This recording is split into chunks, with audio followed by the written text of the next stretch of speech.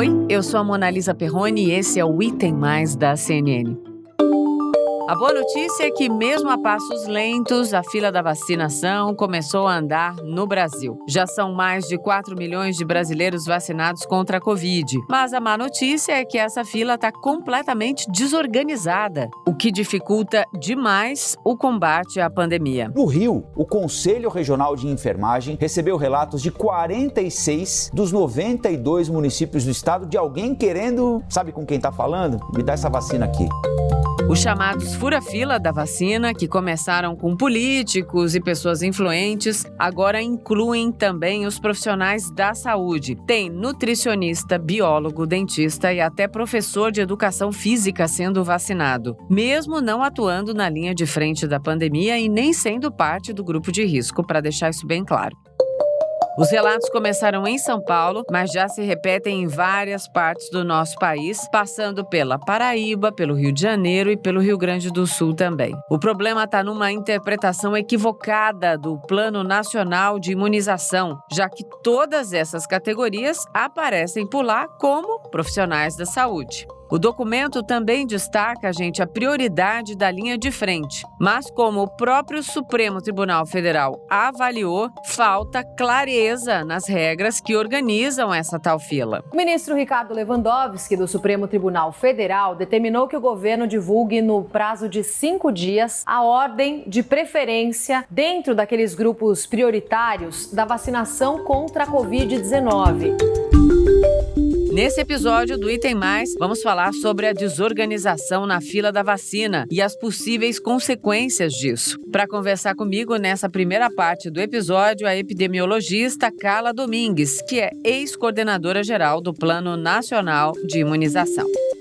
Carla, muito bem-vinda ao Item Mais, prazer falar com você. É um prazer enorme estar conversando com você, Monalisa. Carla, vamos falar sobre o Plano Nacional de Imunização. Especificações desse plano, elas foram equivocadas? Precisam ser redefinidas? Como é que você vê o que foi começado e o que precisa ser consertado nesse longo caminho de vacinação que a população brasileira enfrentará?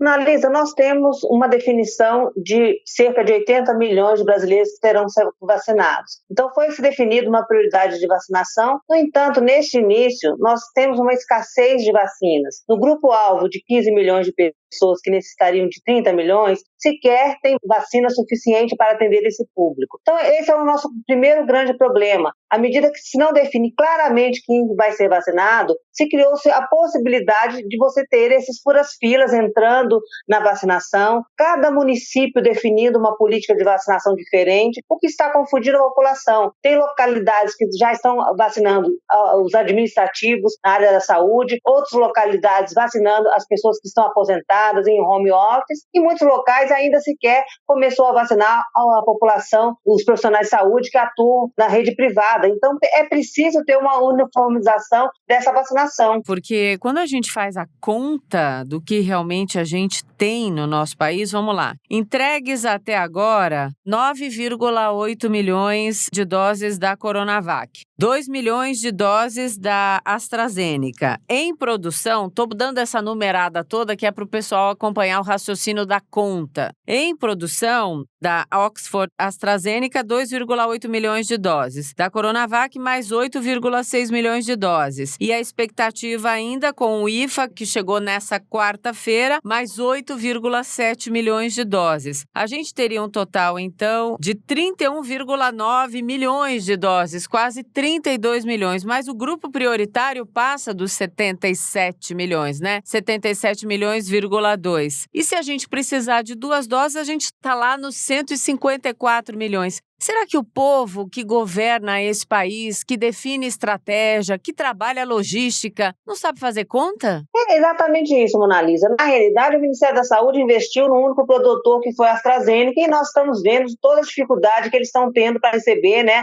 a IFA, né, o insumo farmacêutico ativo para produzir a vacina no país. Conseguiu-se comprar aqueles 2 milhões de doses para que pudesse o governo começar a vacinação, porque não se aceitava vacinar com a Coronavac, né? Essa que é a realidade. Essa essa vacina só foi comprada porque não havia outra possibilidade. Então, nós estamos refém dessa discussão política. Nós precisamos ter vacinas. Existem outros laboratórios que já terminaram a fase 3, inclusive a Janssen, né? Nós temos esse estudo de fase 3 feito no Brasil. Poderia se conseguir um registro rápido no nosso país e nós não estamos vendo nenhuma negociação do governo para adquirir vacina desse produtor. Outros produtores estão se dizendo que vai fazer essa aquisição, mas é um processo muito moroso. O que vai dar velocidade a essa vacinação, que o Brasil tem expertise para fazer isso e de forma rápida, é ter muita vacina. Sem isso, nós vamos ficar vendo toda essa vacinação atabalhoada, com dificuldade de engrenar, né? Você vê mesmo com o quantitativo que você tem hoje, a vacinação não chegou a 4 milhões de pessoas. O que está acontecendo? Por que a gente não está conseguindo vacinar nesse grupo que já tem vacina? É uma questão, talvez, de desconsideração ou despreparo? Ou as duas coisas, Carla? Eu acredito que nós precisamos colocar a questão técnica na frente da questão política, né? É preciso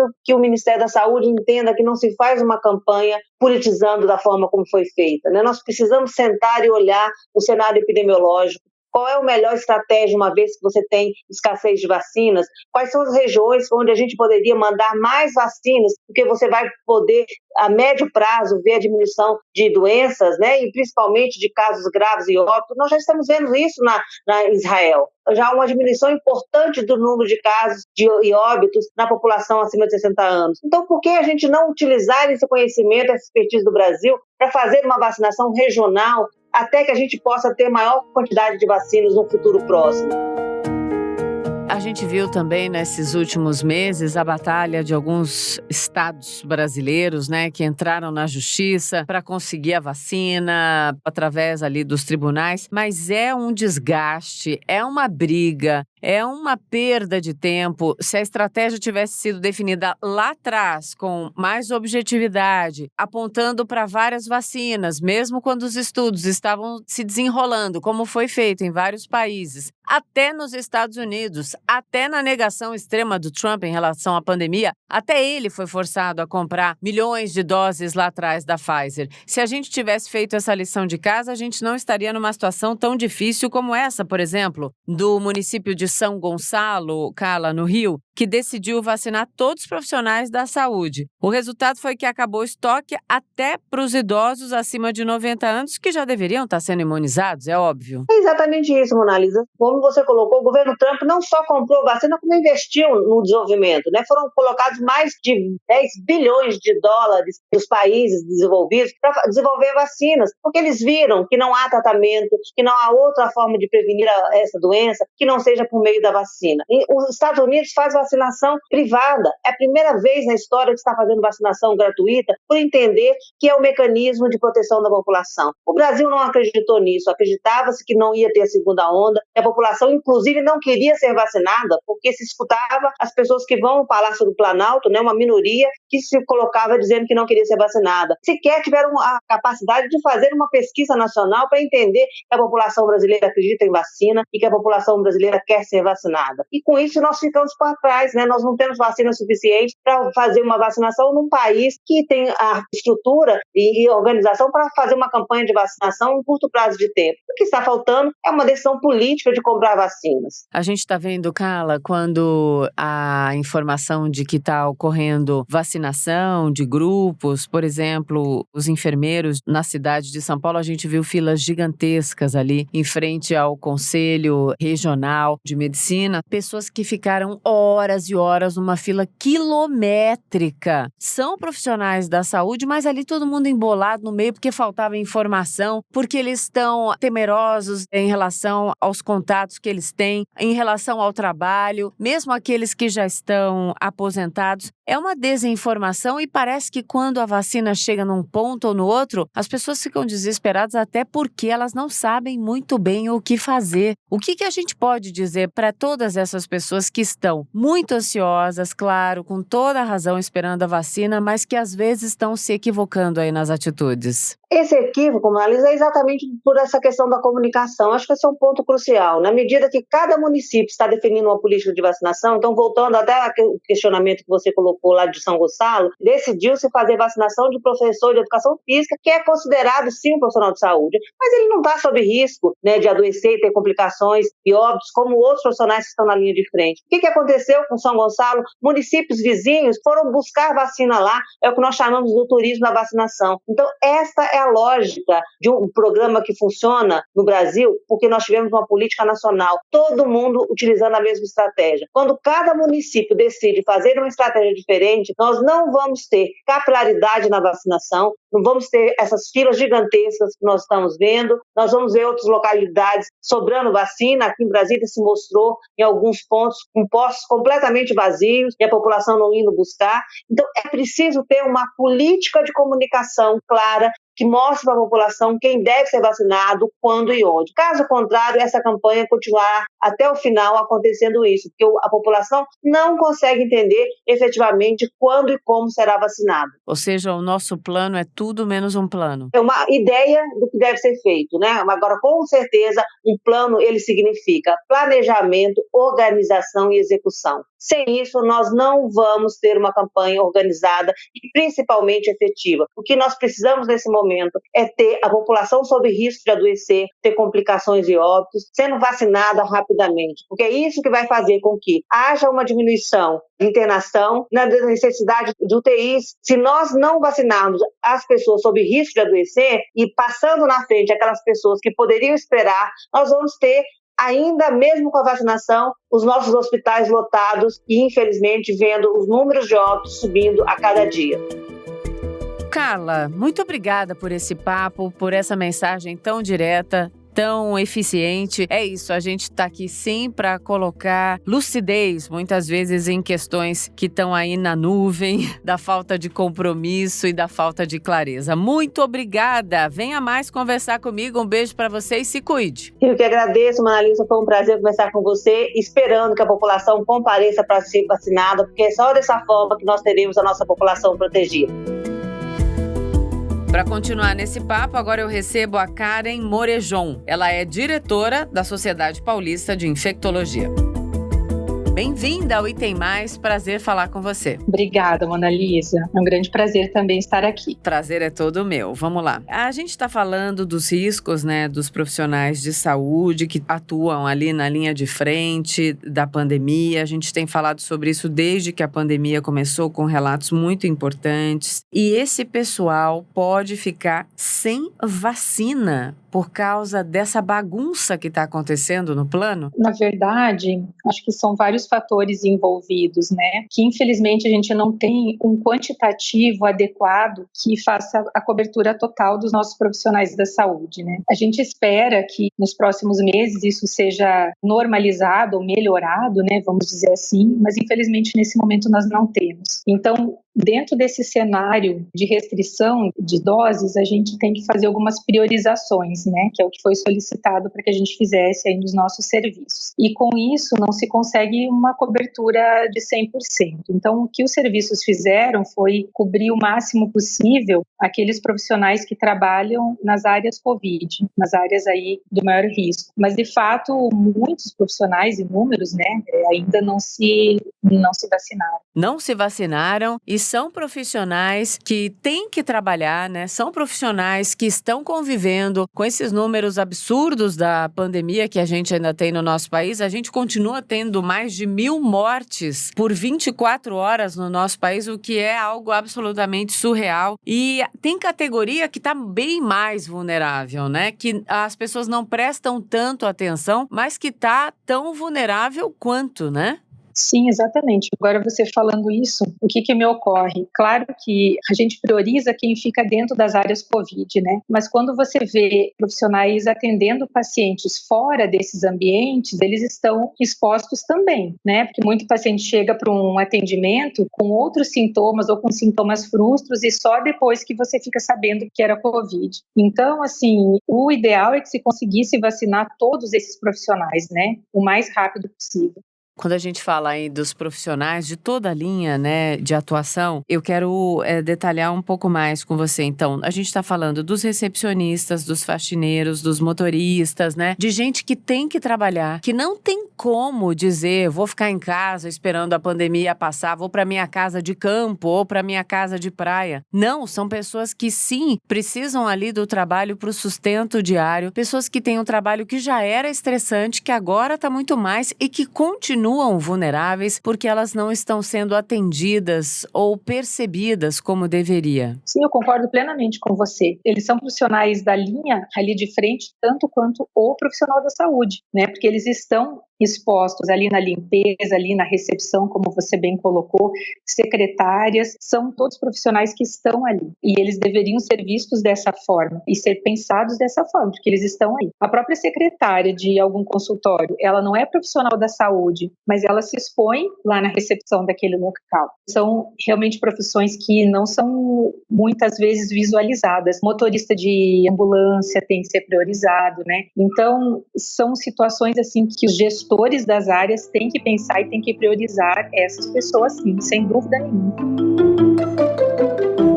Vamos olhar para os exemplos que estão no mundo. A fila de vacinação no Reino Unido tem como critério o risco de mortalidade, né? Um critério mais objetivo como esse atenuaria o problema que a gente está vivendo no nosso país? Quando a gente analisa o documento, tanto do Estado de São Paulo quanto o do Programa Nacional de Imunização, né, do Ministério da Saúde, ele coloca lá que o objetivo é a gente priorizar pessoas que têm maior risco de agravamento dessa doença, né? E a gente precisa preservar a força de trabalho também para manutenção dos serviços de saúde, né? Então, dentro disso, os gestores têm que organizar a sua priorização ali dentro. Então, quando você vai esmiuçando essas duas falas, você consegue pegar pessoas que estão mais vulneráveis naquele momento, com maior risco de adoecimento, porque muitas delas preenchem os dois critérios, né? Tanto como profissional da saúde ou como profissional não da saúde, mas estando envolvido nesse atendimento de uma forma ou outra, e está também acima de 60 anos, né? Então você tem que visualizar, você tem que casar isso, não é fácil. A gente que acompanhou alguns serviços organizando isso, chega um momento que você começa a ter algumas dificuldades de onde encaixar aquela pessoa, né? Então, assim, eu acredito, assim, né, que com o passar aí das semanas, né, e de poucos meses, penso eu, a gente consiga ter algum quantitativo maior para que a gente possa vacinar, assim, amplamente, né? Essas pessoas vulneráveis tanto de hospital, né, quanto de áreas, assim, que são de maior risco, né, como elas mesmas foram citadas ali naquele manual do Estado de São Paulo, né, que são vários profissionais que se expõem da mesma forma. Quer dizer, tem várias situações, né, que estão passíveis, né, dessa imunização. Karen, vamos terminar com um alerta. Se a gente não conseguir dar a eficiência que o Plano Nacional de Imunização, que a vacinação precisam ter, quando a gente olha para esses grupos prioritários, por exemplo, se nem todo mundo for vacinado, se nem todo mundo receber as 2 doses, qual é o cenário que já aponta no horizonte se isso continuar acontecendo? Mona Lisa, o nosso cenário é de incerteza. Mesmo a gente conseguindo vacinar muitas pessoas, né, ainda assim, nós não sabemos como que essa vacina vai se comportar ao longo dos meses, né? Quanto tempo nós vamos ter de imunidade por essa vacina. Então, isso é uma incerteza que nos preocupa bastante, né? Se vão ser necessárias outras doses, outras vacinas, né? Quanto tempo? A gente não tem tempo ainda de doença para a gente ter essas respostas, né? Imaginando que a gente não consiga vacinar nem os grupos prioritários, isso é potencializado. A nossa incerteza, a nossa angústia vai ser muito maior. E outra coisa que é importante sempre a gente lembrar, né, que nós já estamos sentindo isso de algumas pessoas que receberam a primeira dose dessa vacina, é um certo relaxamento, né, Mona Lisa? Então, assim, eu já tô vacinado, né? Bem que a gente gostaria que fosse dessa forma, que vacinasse e automaticamente você já tivesse a imunidade e não se falasse mais nisso, né? Mas não é, né? Não é a nossa realidade, né? Então, assim, nós não sabemos quem de fato vai produzir esses anticorpos, quanto tempo que eles vão se manter dentro do nosso organismo. Então, por isso, assim, fez a vacina, mantém os mesmos cuidados de antes, né? O distanciamento, uso de máscara, higiene de mãos. Então, esses cuidados básicos que até as pessoas às vezes questionam, vocês falam tanto para fazer vacina e seguem falando para usar máscara. Sim, então muita coisa ainda pode acontecer aí nos próximos meses, né? A gente espera que seja uma vacina, além de ser segura, como elas têm se demonstrado, né? Mas que elas sejam, de fato, assim, capazes de reduzir essa tragédia toda que aconteceu, né, nesse último ano. Karen, muito obrigada por conversar comigo, por esse tempinho precioso. Até uma próxima. Obrigada. A vacinação é um assunto, claro, a gente volta a todo momento aqui pela importância dele. E reiterando aí o recado, então, da Karen, que a gente acabou de conversar, infectologista. Gente, vacina não impede que as pessoas fiquem doentes da Covid-19. Impede apenas a manifestação mais grave da doença. Então, por favor, cuidado sempre até a gente conseguir passar por isso. Amanhã tem mais papo importante, mais alerta aqui. Então, em té.